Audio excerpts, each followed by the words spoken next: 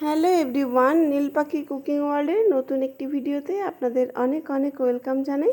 আজ আমি তালের বড়া রেসিপি শেয়ার করছি।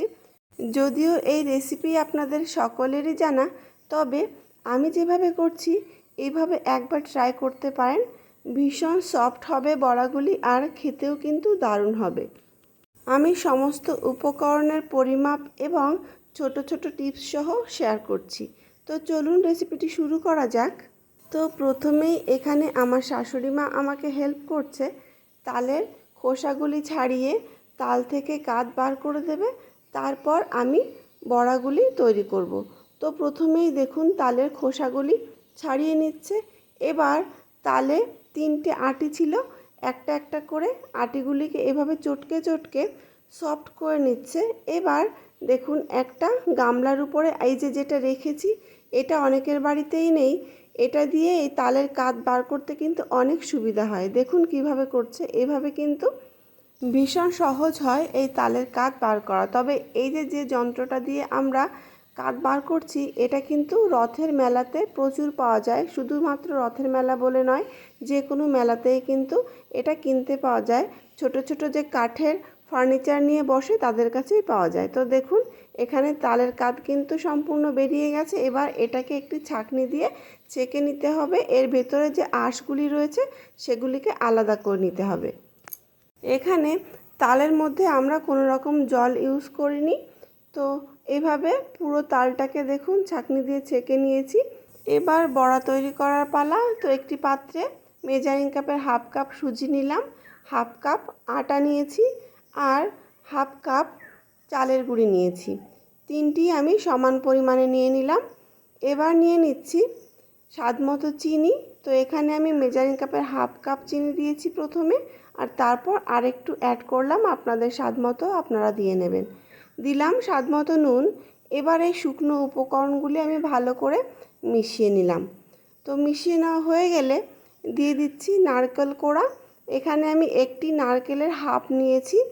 তো নারকেল কোড়া দেওয়ার পর আমি তালের কাঠটা দিচ্ছি, অল্প অল্প করে দেব আর ভালো করে মেখে নেব।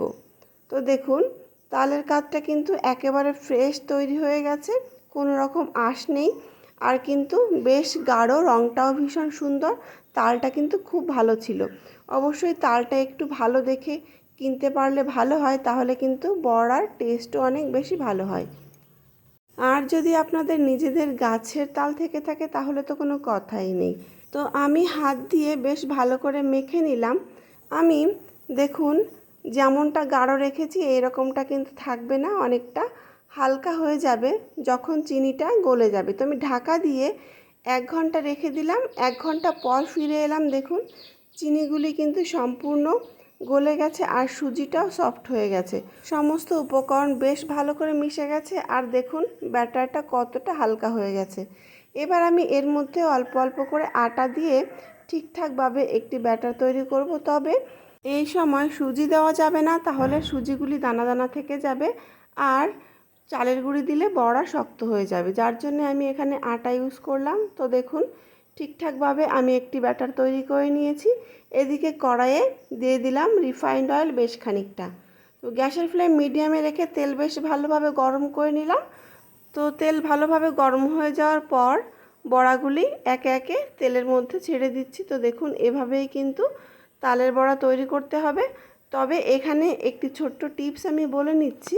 এখানে আপনি যদি মনে করেন যে গ্যাসের ফ্লেম লো রেখে বড়াগুলি দেব এবং তারপর গ্যাসের ফ্লেম বাড়িয়ে দিয়ে বড়াগুলি ভেজে নেব, তাহলে কিন্তু বড়া ঠিকঠাক হবে না।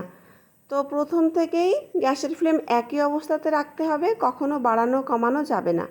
তাহলে একটা জিনিস আপনি খেয়াল করবেন, যদি কখনো এরকম করে থাকেন যে প্রথমে গ্যাসের ফ্লেম লো থাকলো এবং পরে গ্যাসের ফ্লেম আপনি বাড়িয়ে বড়াগুলি ভাজলেন, তাহলে প্রত্যেকটি বড়া কিন্তু ফেটে যাবে, আর তখন বড়াগুলি দেখতে কিন্তু ভালো লাগে না। দেখুন আমার বড়াগুলি একটু খেয়াল করলেই বুঝতে পারবেন, একটা বড়াও কিন্তু ফাটেনি, বেশ ভালো ফুলেছে এবং গোল গোল হয়েছে, দেখতে কিন্তু দারুণ লাগছে। তো এইভাবেই আমি প্রত্যেকটি বড়া ভেজে নিলাম খুব সুন্দরভাবে। দেখুন দেখতে কতটা সুন্দর হয়েছে, যেমন দেখতে সুন্দর হয়েছে খেতেও কিন্তু দারুণ হয়েছিল। তবে এভাবে অবশ্যই একবার ট্রাই করবেন। তাল এখন সব জায়গাতেই পাওয়া যাচ্ছে, আর তালের বড়া কে না পছন্দ করে। তাছাড়াও সামনে জন্মাষ্টমী এসে যাচ্ছে, অবশ্যই বাড়িতে একবার ট্রাই করবেন আর আমাকে জানাবেন রেসিপিটি আপনাদের কেমন লাগলো। যদি ভালো লেগে থাকে তাহলে প্লিজ একটি লাইক করবেন, আর যদি পরবর্তী ভিডিও দেখার ইচ্ছে থাকে তাহলে আমার চ্যানেলটিকে সাবস্ক্রাইব করে রাখতে পারেন।